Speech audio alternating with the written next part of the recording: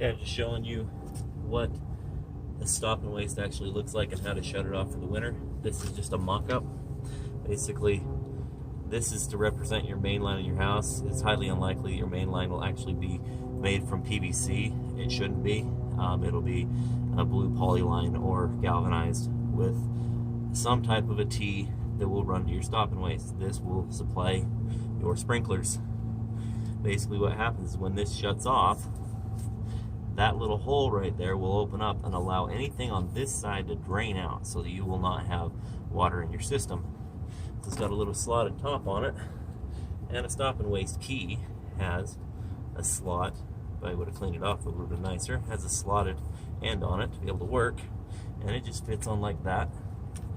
And if this was installed in the ground, you turn it, that would be off and would allow this line to drain out, and leaving this line charged for your home.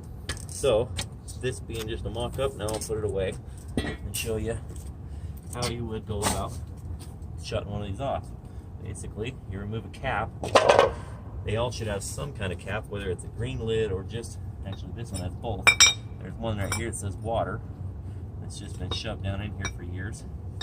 Anyhow, what you do, this particular one comes out from the building, so it should be orientated away because the slot is in the direction of flow. Basically put it on. Once it's on, turn it, and now it's off.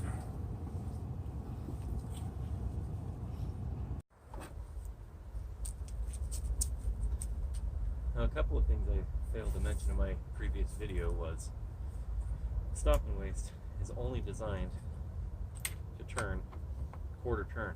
Trying to force it past that could damage your lines or the stop and waste itself.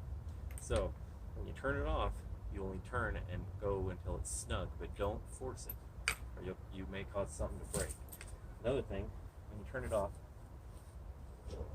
you'll be able to hear, I don't know if you can hear it or not, probably not, but you'll be able to hear the water flowing back out of the stop and waste for a short period of time. Now, after you stop hearing it run, you should always listen to the pipe to see if there is more water running. It may take a couple of minutes for it to stop, but by listening to the pipe, you basically put your ear on it. The bones right here will help conduct the sound to your inner ear.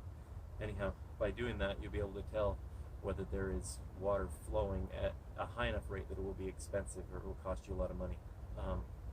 It's never a for sure thing, but it's always a good practice to listen to the key before you pull it out of the ground and call it good. As you can see, there's a little bit of water at the end of this, and that's because it had drained out of the system.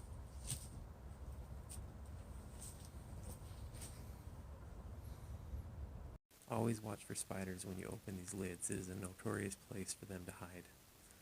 As you can see, I used a light to be able to illuminate the bottom so that you can see the key. Here is a closer view. Also, people throw their trash inside these holes.